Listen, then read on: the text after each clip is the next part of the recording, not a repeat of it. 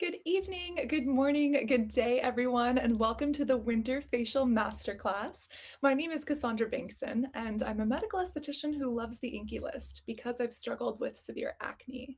I've started my journey 10 years ago, chronicling it online, and trying to help others learn about skincare. Today, we have a very exciting facial for dry, dehydrated winter skin, even if you are acne prone, as well as a very special guest, Dr. Kemi.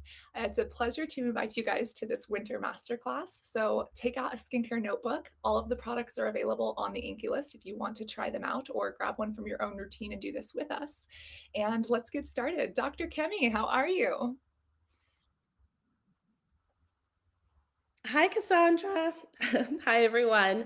I'm Kemi. I'm so happy to be here with you guys to get my skincare glowing as part of the Winter Facial Masterclass and just to answer some of your most asked questions all about skincare and how you can level up your skincare routine for the winter.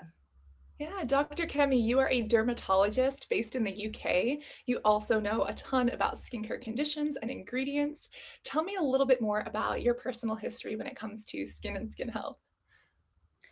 Absolutely. So I'm actually an NHS doctor from London and a huge skincare enthusiast. Love everything to do with skin. And I think that's basically because I had a very similar journey to you, Cassandra.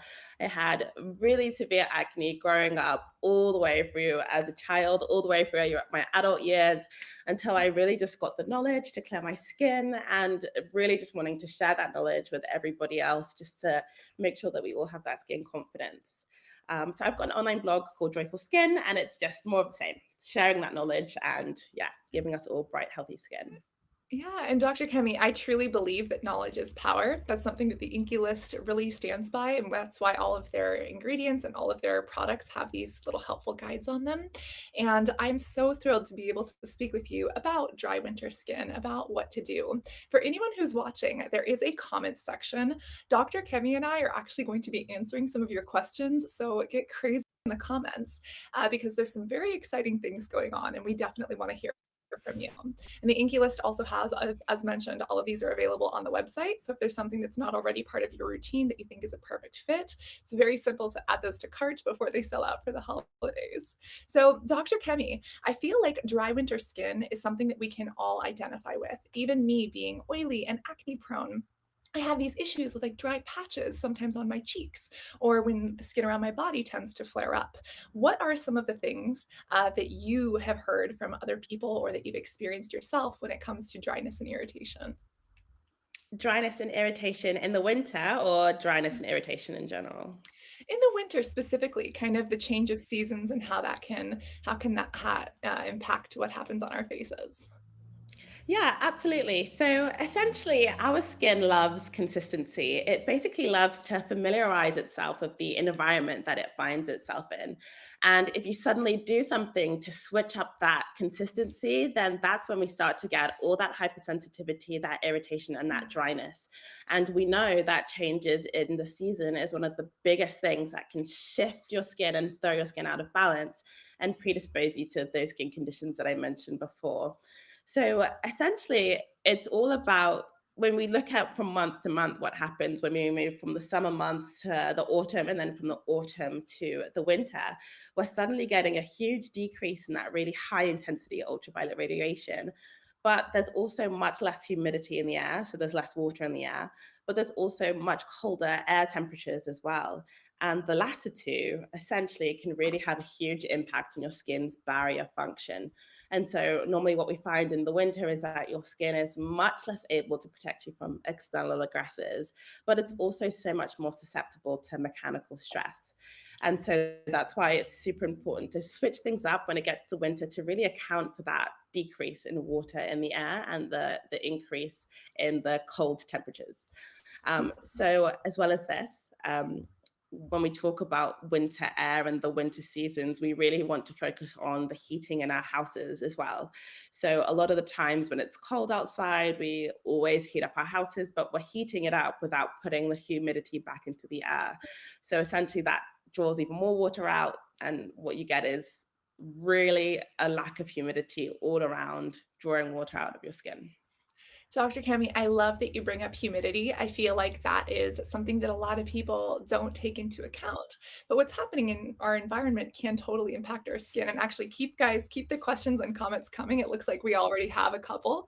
But Dr. Kemi, kind of continue on what you were saying.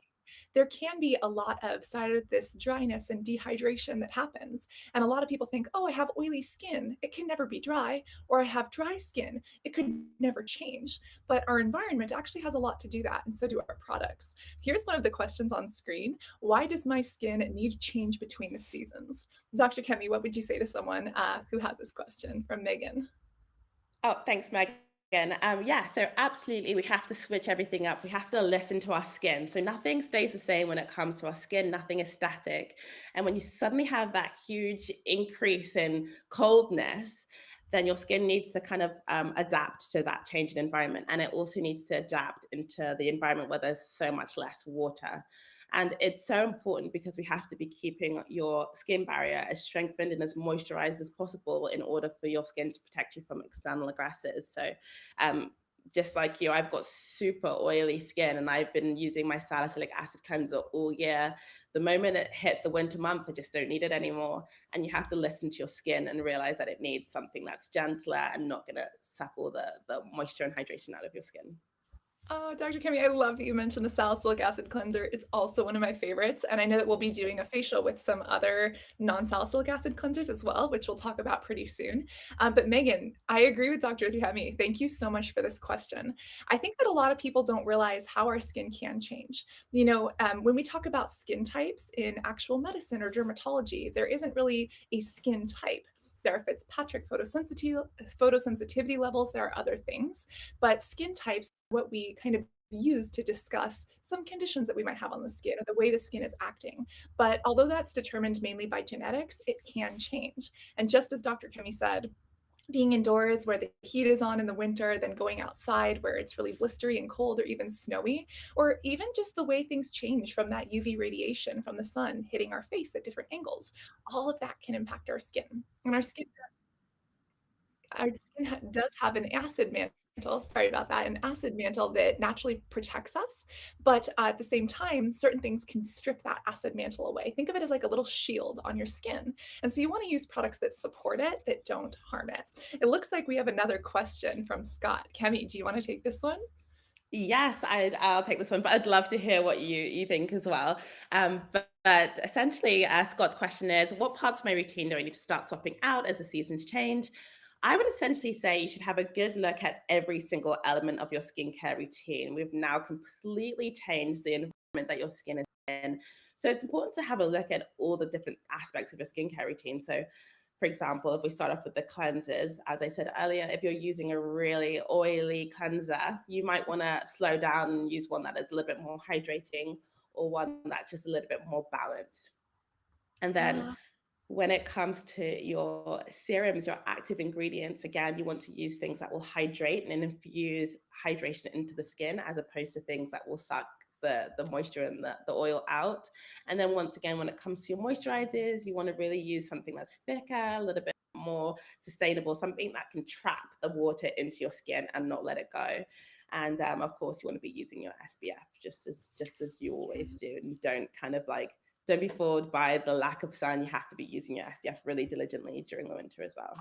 Yeah, But what do you think, Cassandra? I always say SPF is your BFF, and I remember vividly, I live in California, so I was snow skiing in Tahoe with my family for one of those rare family vacations that we got, and I remember not wearing sunscreen, and I looked at myself at the end of the day, and my skin was red and starting to kind of peel, and I was like, "What happened?" And I didn't even realize that the sun could reflect off the snow and hit my face, but since then, you do have to slather up even during the winter. And Scott, I think this is such a great question. How should things change? I think, agreeing with what Dr. Kemi said, knowing the difference between hydration and moisturization.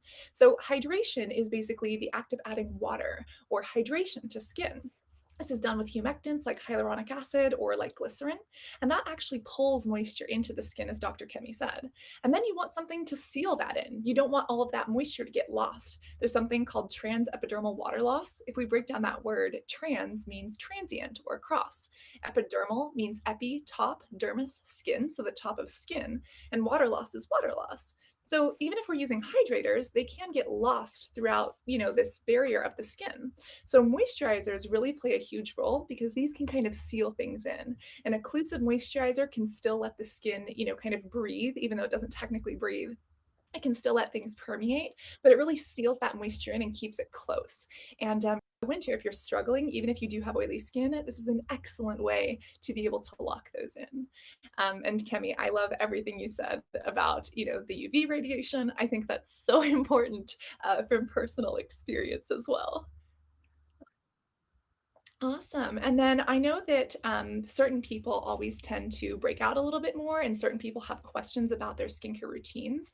Shall we go into a little bit more of a winter facial together, Dr. Kemi? Shall we take people through kind of maybe a 5-minute question and answer? We can get some new insights, some questions that people have, and then we can actually start building a winter skincare routine together. How does that sound? Yes, absolutely. I can't wait. I've got my candle burning. I'm ready to just relax on this masterclass. So let's start.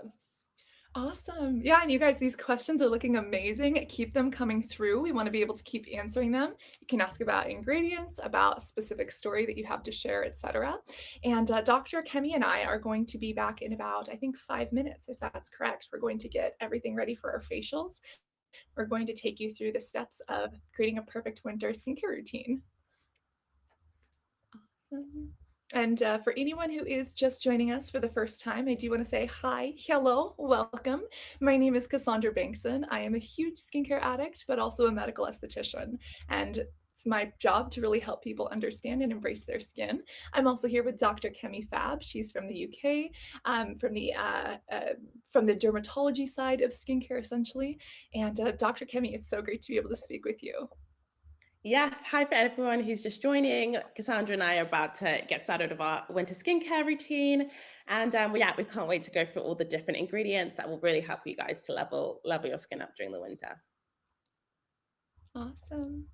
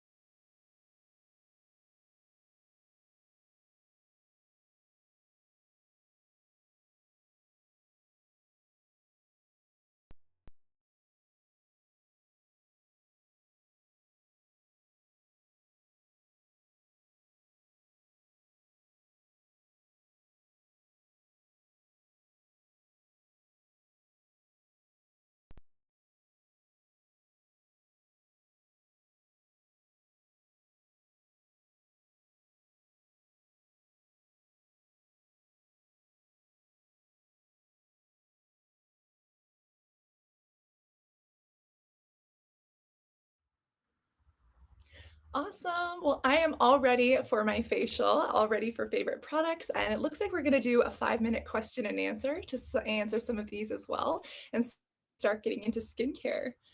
Um, uh,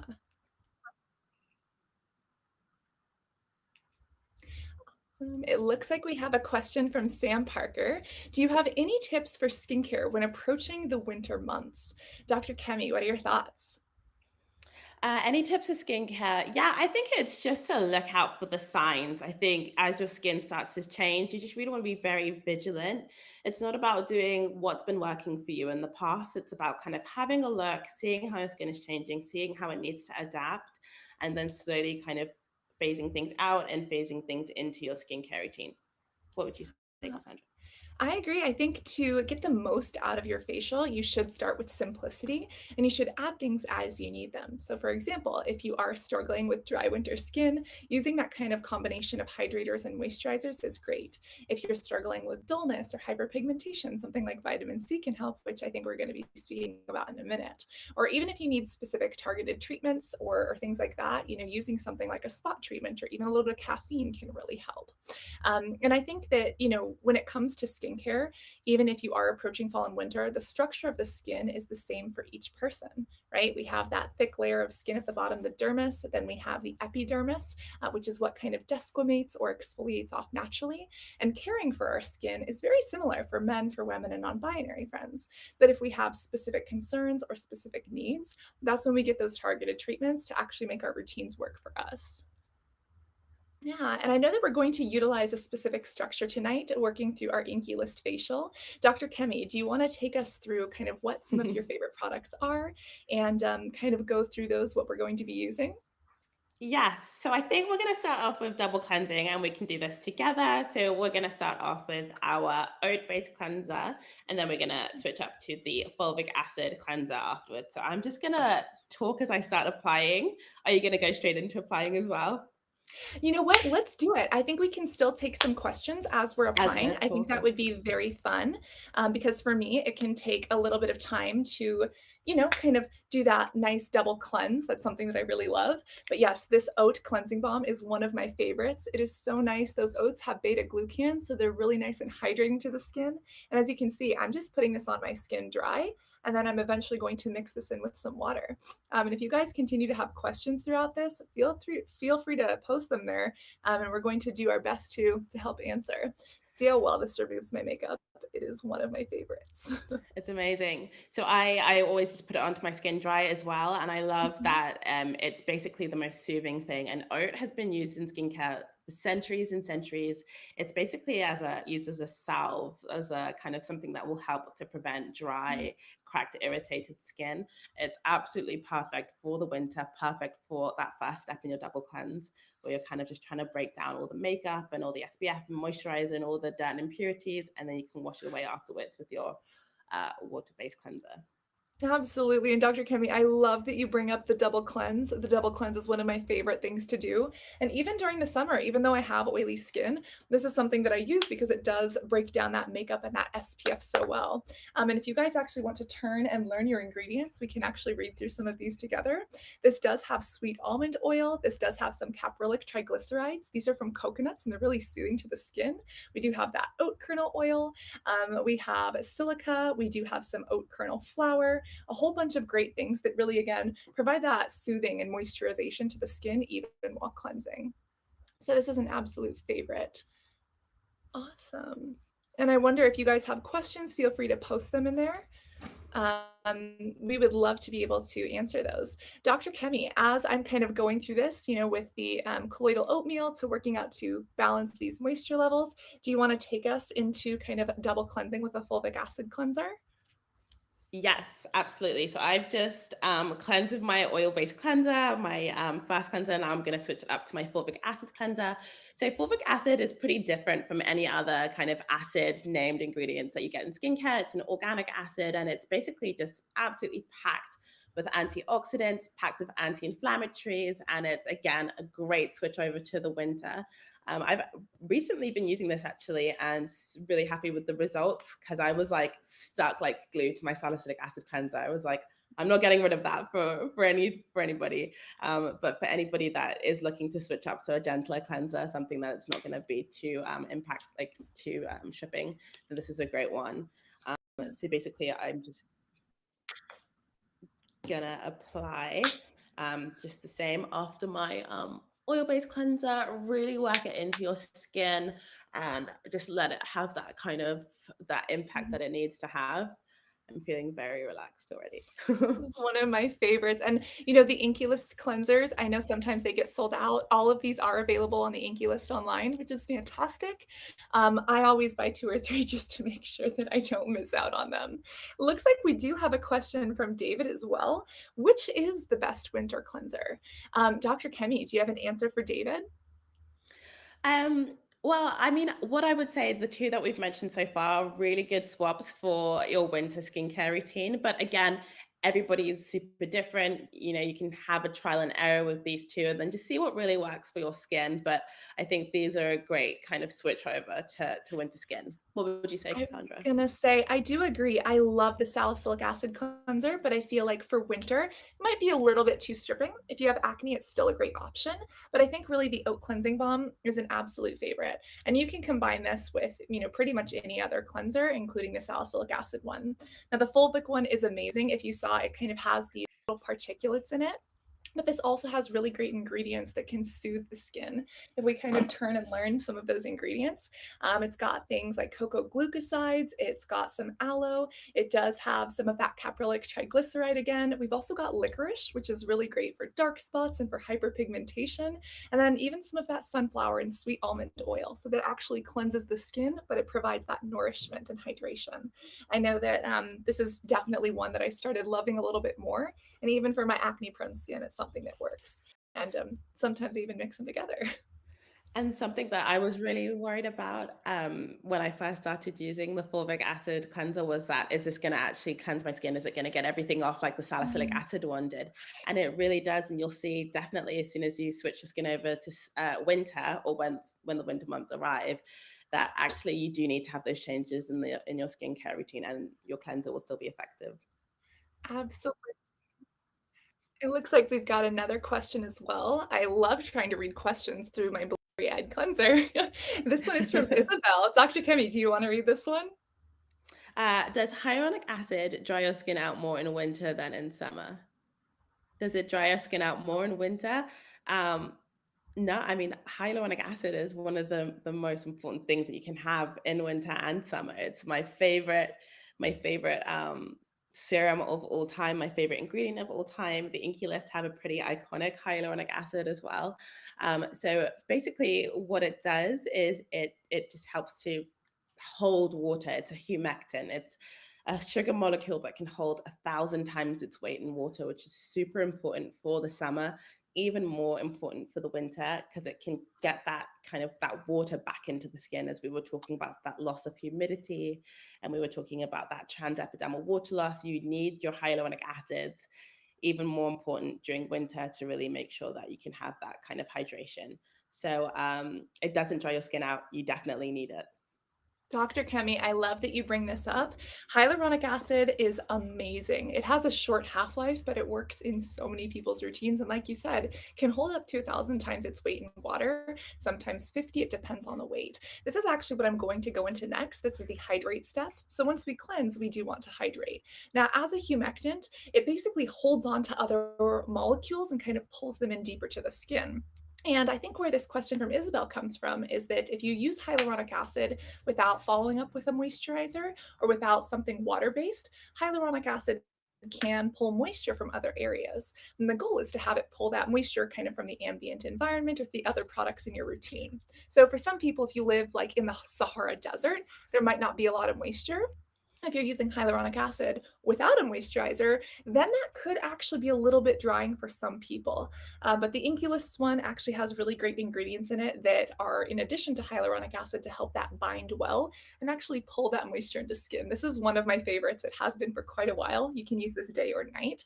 And after cleansing, you do want to go into those hydrating steps, these kind of nice liquidy formulas. And this really helps us get that hydration and that water deeper into skin before we seal it in. So that was a great question, Isabel.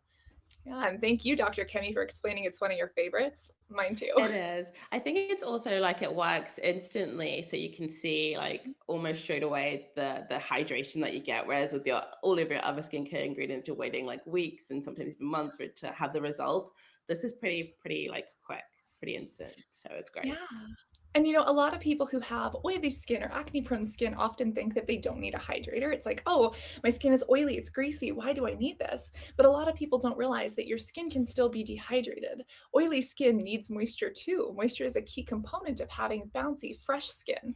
But there's a difference between being overly greasy and oily versus dewy and hydrated. And hyaluronic acid, is fine for people who are oily prone as well as people who are dry. So this is a great addition, to a skincare routine.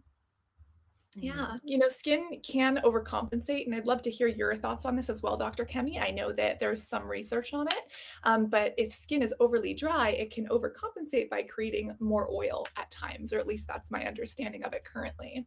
And if people actually give their skin the hydration that it's looking for so that it's not dehydrated, that can actually help with some of the oiliness if that's the reason that someone's skin is overproducing it. I know that you've looked at a lot of the literature around that. What are some of your thoughts on, kind of hydrating oily skin or this overcompensation? Yeah, definitely. So I guess for me, I'm a good example because I have super oily skin, and my fear is, why am I adding more hydrating elements to skin that's already greasy and it's already oily? But it's really important to differentiate what is oil and what is water. And we all need to be having water into our skin and having that Mm, boost of hydration into the skin. And then we want to be managing the oil at the same time. So hyaluronic acid is really important for all skin types, even if you have very oily skin. And what you'll notice is that your skin is more hydrated, but that oilness, that oiliness, that oil content has not gone up when you use hyaluronic acid. yeah, and fun fact, did you know that the INKEY List sells one of these every 30 seconds? Like, if you look Yeah. at the reviews, people are obsessed, yeah. Like, one of those I'm is probably me adding, like, 4 to cart, but yeah. It's I'm one of my not favorites, surprised. That's yeah. great. So we went from cleanse to hydrate, and step three is treatment. Let's do our treatments while we answer another question. This is from Kitties. Hi, Kitties. Question: I have dry and acne prone skin in a UK city. What do I do? Dr. Kemi, you're in the UK. Do you want to help Kitty with this question? Yes, I'm also, yeah, in London, so nice to see a fellow UK person. So dry acne prone skin in the UK. I think it's really important to troubleshoot, like, what is it that is leading to your acne? And I think Mm, sometimes when it comes to dry skin and acne, it's actually a lot of a buildup of dead skin cells, and it's basically due to rough skin, dry skin, all those flaky skin cells getting trapped within your pores, and that can actually lead to that buildup in the pores, and that can contribute to your acne. So it's not always about, oh, I've got really oily skin, that's what's causing my acne. Sometimes you have to look at the other factors as well. So if it is the dryness and those dead skin cells, and you really want to start thinking about ways to exfoliate your skin and just trying to remove the upper layers of dead and dying skin cells from clogging up your pores and giving you those breakouts. So lactic acid is a great exfoliating acid because it's not super stripping. It can be moisturizing as well, and it can help to exfoliate gently. And then, of course, slather on the hyaluronic acids on top and have all those moisturizing factors mm. back into your skincare routine. What Yeah, would you say, Kitty, I Cassandra? love that you bring that up. I totally agree. A lot of people think of exfoliants as being super harsh and stripping. And while some can be, there are also some really gentle exfoliants. I love that you bring up AHAs. A lot of people don't even realize that AHAs can also pull water into the skin. So that's a really great option. And then even some antioxidants. You mentioned that you live in a UK city. That might not be the cause of breakouts, but sometimes if you live in an area where there is more pollution, those kind of reactive oxygen species or free radicals can do a couple things to the skin. And those are basically particles that they have technically a loose valence electron, but they basically have like an open hand and they just kind of want to grab at other things. And if they grab at your skin, they could cause damage. And if you quell them, if you appease them by giving them some antioxidants, it can really help. Bless you. Sorry. It's all good. So if you live in a polluted city, some of those Thank antioxidants and you. exfoliants can be great. Absolutely, bless you. I know sometimes, like, if I just touch my face wrong or my nose wrong, it triggers that nerve and I start sneezing. It's I great. was like hoping it wouldn't come. I was like, hold it together. And then I just had to sneeze. I hope I muted myself in time. Yeah. And, I was gonna say, I know that for anyone who's joining, we're currently going through our live stream masterclass. We're gonna talk about some treatments here, and we're even gonna talk about some acne and blemish-prone favorites. I know some people had questions on those, and those are personally some of my favorites as well. But a reminder, if you see anything you like, these are available on the INKEY list, and also keep asking questions. Keep on kind of putting those in the comments because Dr. Kemi and I love to answer them. Kemi, talk to us a little bit more about treatments. Why do you like them in your routine? And then I'm actually going to pull up some vitamin C, some polyglutamic acid, some fun stuff that we can use. Okay, so treatments are basically the way for you to see the changes in your skin. So everything else that you do, your cleansing, your moisturizing, your SPF, these are all the things that we should all be doing irregardless all day, every day anyway. But if you want to start noticing that your skin is a bit brighter or has a few less acne spots or has a bit more moisture, then you really want to be focusing on your treatment to really like put your skin into the direction that you want it to be put into. And so when we're looking at the winter months and our skin is a little bit drier, a little bit duller, we really want to be looking at ingredients to help brighten and to help hydrate. And also just to protect us from external aggressors as well, which is why we've got some amazing treatments here with us as well. Basically, mostly to hydrate the skin and to combat the harshness of the external aggressors around us. Absolutely, and mentioning those external aggressors, one of my favorites to use is vitamin C. Vitamin C comes in many different forms, but it is a wonderful antioxidant and it's a brightener. If you're someone who struggles with little dark spots that kind of pop up on skin, or if you're someone who, you tend to get irritation easily from like acne and it leaves behind those little pigment spots, vitamin C can really help. But then even underneath the sunscreen, this can really help to boost up your routine. And I absolutely love this one as a treatment step. And you have, is that the polyglutamic acid? I've got the vitamin C and the Oh, EGF. EGF. Oh my God, that's one of my favorites too. I'm just using the regular vitamin C. This one's a little bit more of a cream. Yours is a liquid. I Yeah. love the 15% EGF. Tell us more about epidermal growth factor and why you love that one. Yeah, I love it. It reminds me back at the university days when we are doing all this biochemistry, like what is epidermal growth factor? But it basically is what it sounds like. It has all of these growth factors that basically, when you get them into the skin, they help to produce all of those great, wonderful things that you need for healthy skin. You get your collagens and your elastins, and it basically just builds everything up from the source and helps to get all of those things that are so vital for skin structure and function. And it's really amazing that they've managed to put it into a vitamin C serum as well. And yeah, so you've got your antioxidants plus all of those things that are there for regeneration and renewal and skin structure. So yeah, Yeah. amazing And treatment.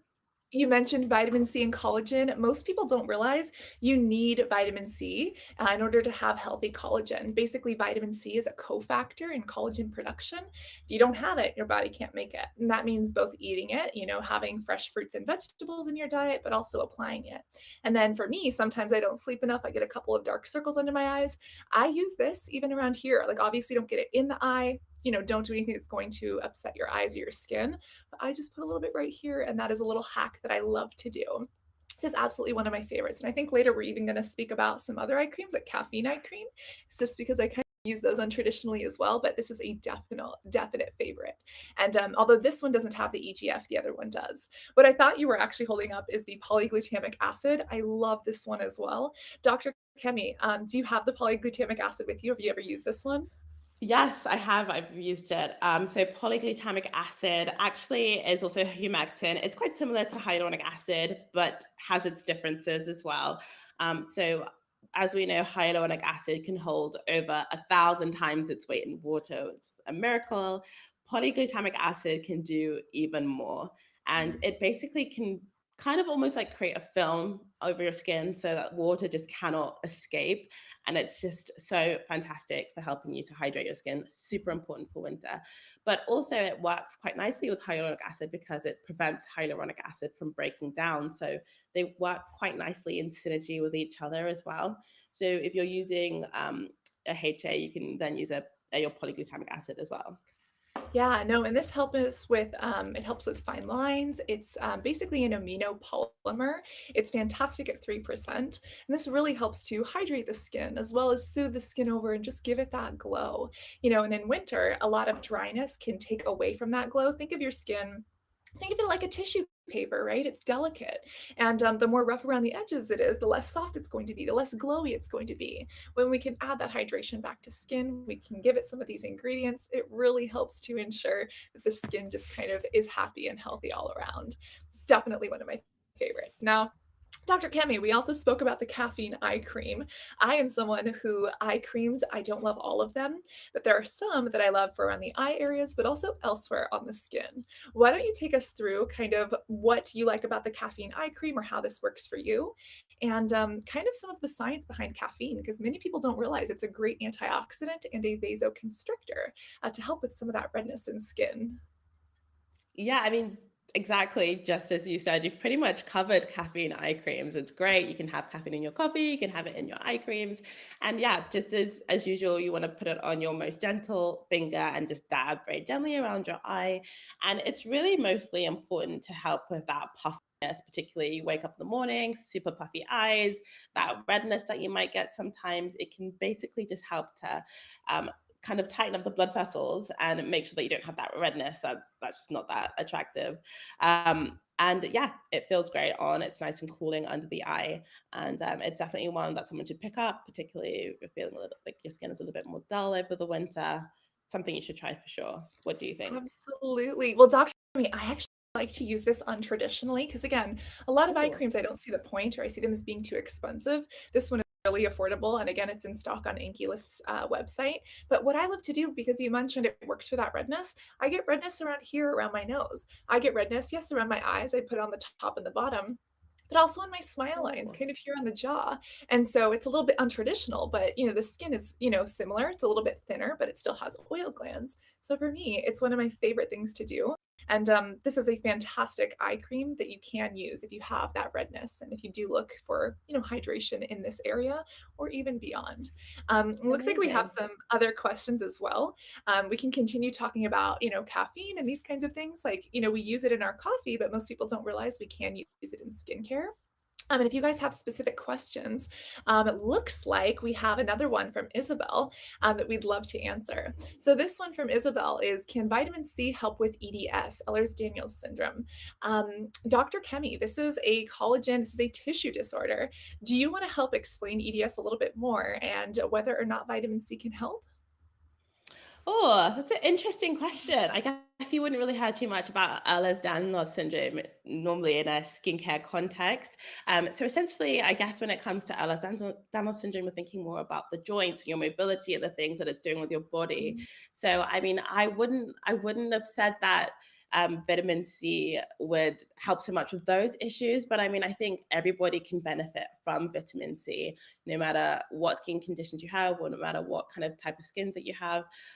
So I think it's a great ingredient. Will it help with some of the most pressing issues of Ehlers-Danlos?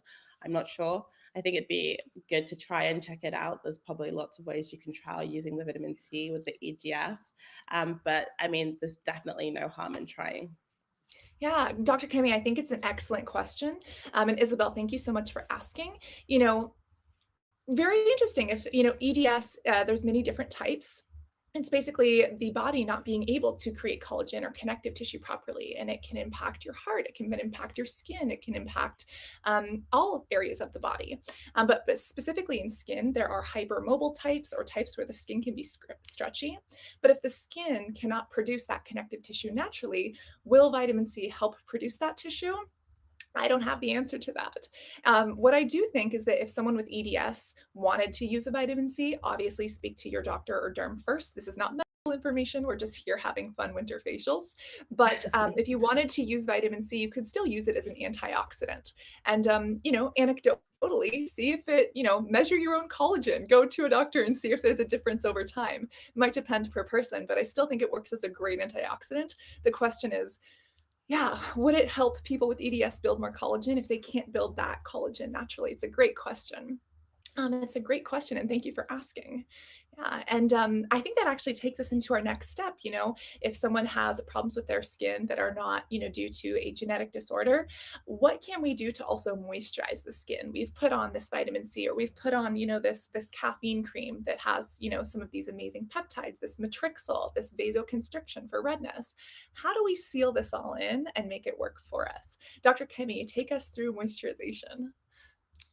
Yes. Okay. So now we've cleansed our skin, we've hydrated, we've treated our skin, and now it's all about keeping all of that goodness staying in the skin. We don't want it to now be lost to the elements and everything.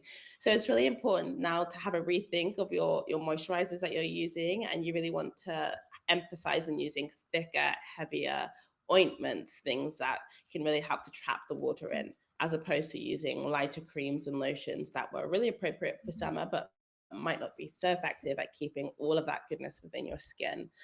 But once again, it's a little bit of trial and error.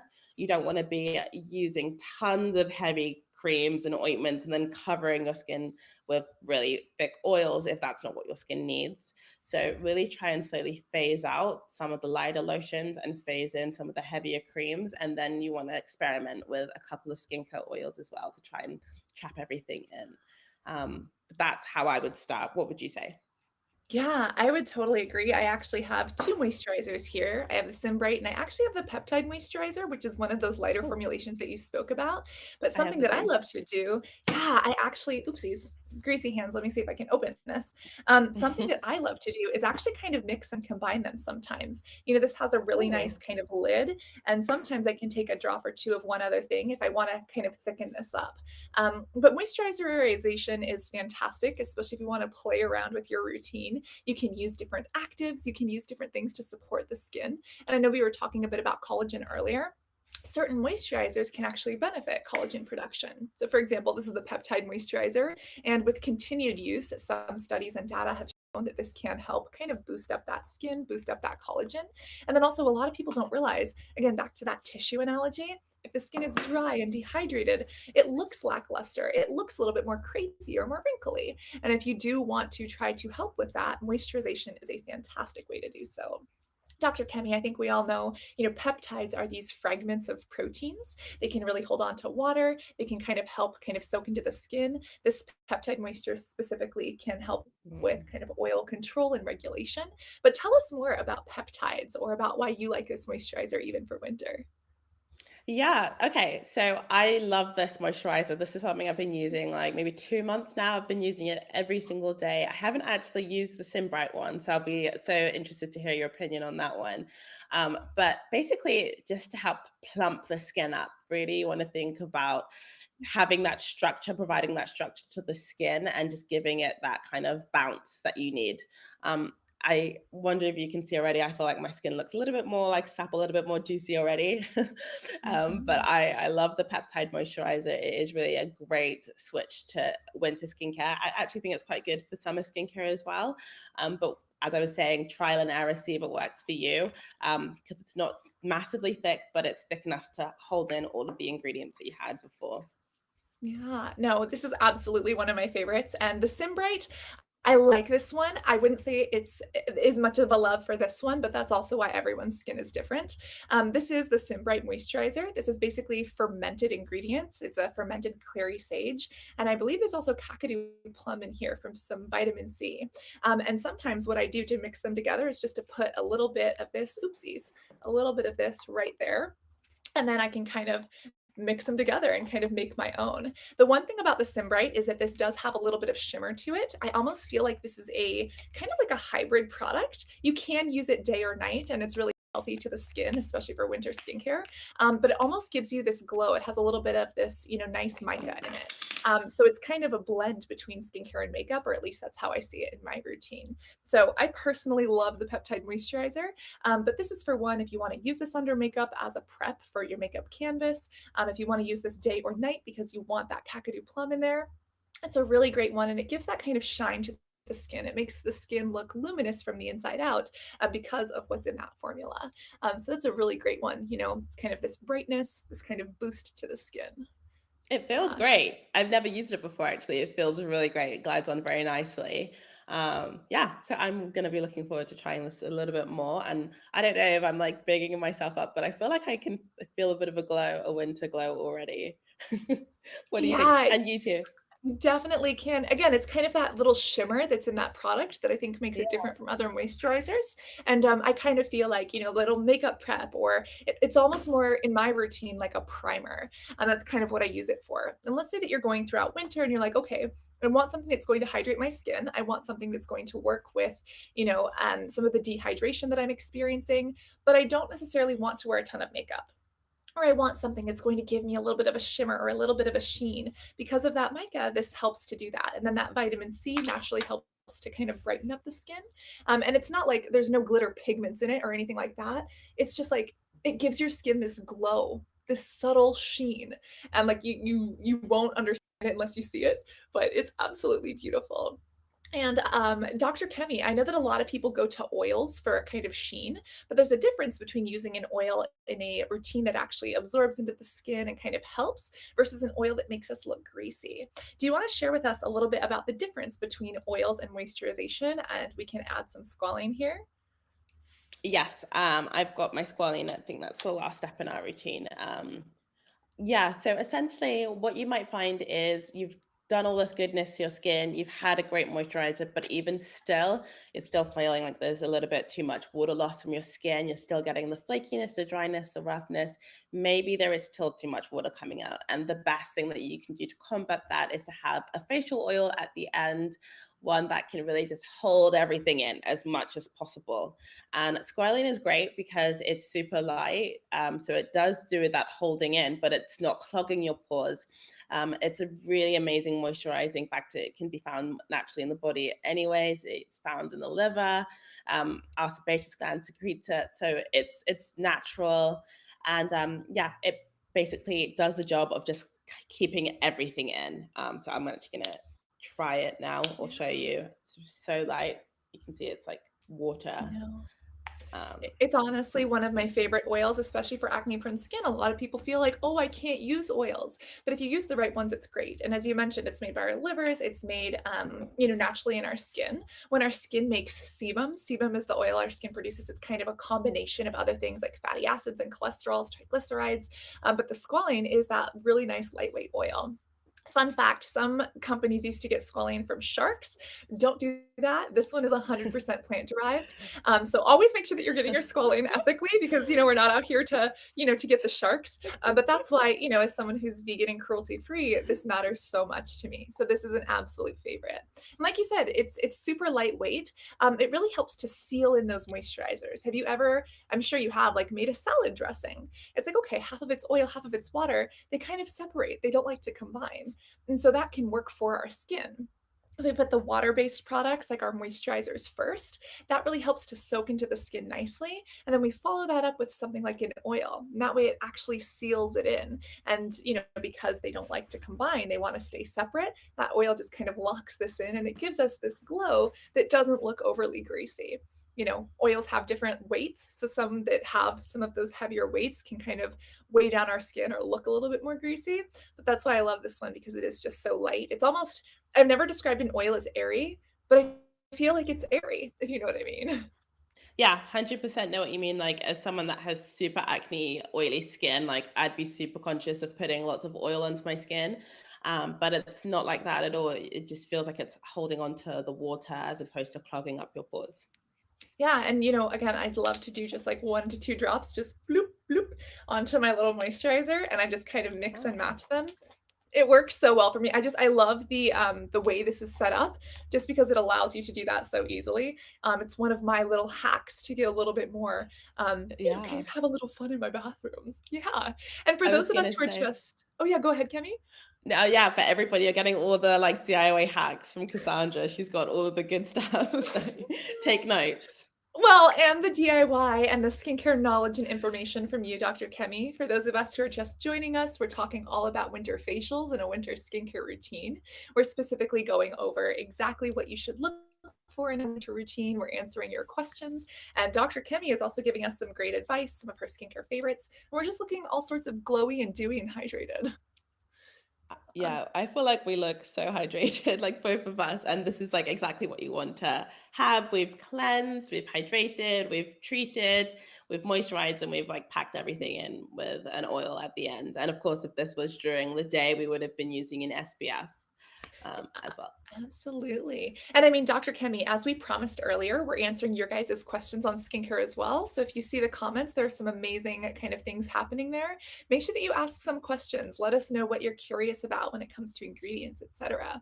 It looks like we have one from Raquel. Dr. Kemi, do you want to read this one? Yeah. So for double cleansing, what two cleansers work together? Do you want to take this one, Cassandra? Sure thing. So when double cleansing, you can use really any two cleansers as long as one is more oil-based and one is more water-based. And the reason why is that that oil-based one is going to help to break down that makeup, that sunscreen, and that water-based one is going to help remove or rinse off some of that oil. Now, I have some people in my life who are very, very dry, and they actually love something like the oat cleansing balm. Some people can use this if you're super dry, you can just use this as a cleanser and you don't have to double cleanse. But if you're double cleansing, I would say that if you have dry skin, using these two together, the oat cleansing balm and the fulvic acid can be fantastic. If you are someone who has acne prone or oily skin, the oat cleansing balm, along with the salicylic acid, is one of my favorite combinations. And then the INKEY List also has, it's beautiful. It's this orange color, but it's the oil and water cleanser. And if you didn't like the thickness of this, you could go with the oil and water cleanser as well. I think that's one of my favorites for removing mascara and kind of, heavy concealer and lipstick and things like that. But excellent question, Raquel. Uh, I know that we promised earlier that we'll be asking more questions about skincare, helping answer those, and then also speaking about some breakout favorites too. But it looks like we have one from, is it Georgia or Georgia? Hello. What is the biggest mistake people make with their skin in the winter? Whew, Dr. Kimmy, I have a story about this one. What is the biggest mistake that Oh. you see people making?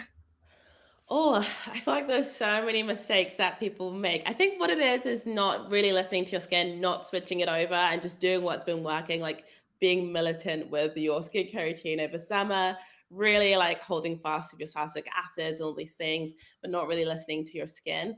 I think another mistake that Cassandra said before, and I also have a story, is not wearing your SPF. And I think I've mentioned it. I don't know if it was you I was telling this to, but I climbed Kilimanjaro once. It was like freezing cold, snow everywhere, and I was like, SPF was the last thing on my mind as I was dying up this mountain. So basically, I got to the top and massively burnt my skin, which I was really surprised to, especially having darker skin tone. Never had like visible burning skin before, so my whole like skin on my, especially on my nose, turned black, and it was so bad. So I think one of the biggest mistakes is not realizing that the sun is still very active in the winter and that you have to be really diligent with your SPF. Oh my gosh, the pain, like, I'm just imagining just, like, the physical pain of, like, having that burn and peel. I know it. Good for you for climbing Mount Kilimanjaro, that's Yeah, amazing. because I was like half dying up the mountain, I didn't even notice that my face was like peeling off. I was just trying to survive. But Absolutely. yeah. Yeah, not wearing sunscreen is one of the biggest winter skincare mistakes, and I think another one is kind of the over-exfoliation nation that we live in. I know that a lot of people, when they see dryness or flaking to the skin, they wanna exfoliate it.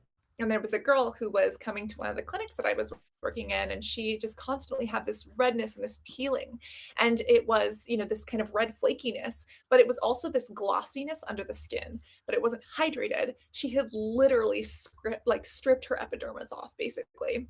And you were seeing those lower layers of like, skin. And it was so painful because she continued to think, oh, I need to exfoliate off this dryness, not realizing that the exfoliants that she was using that were physical or salicylic acid were actually contributing to some of that dryness. And so, Um, kind of backing off, don't exfoliate every single day. 2 to 3 times a week, or using something really gentle like a polyhydroxy acid instead of going super, super hard with like the physical scrubs plus the chemical peels.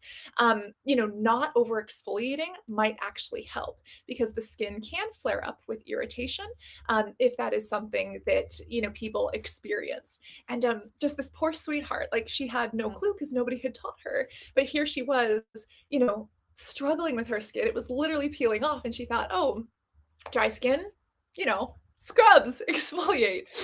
So not Yeah. over exfoliating is a really great way to do that.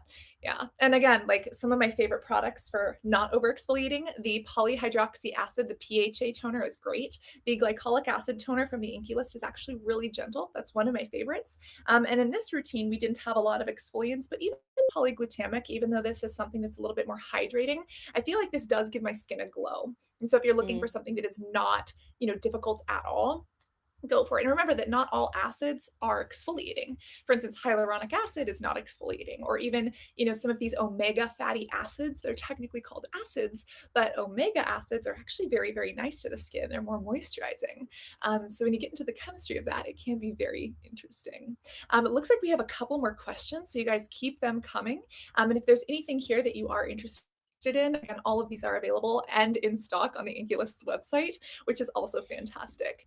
But Graham has a question, specifically probably Dr. Kemi, kind of a follow-up to your SPF story.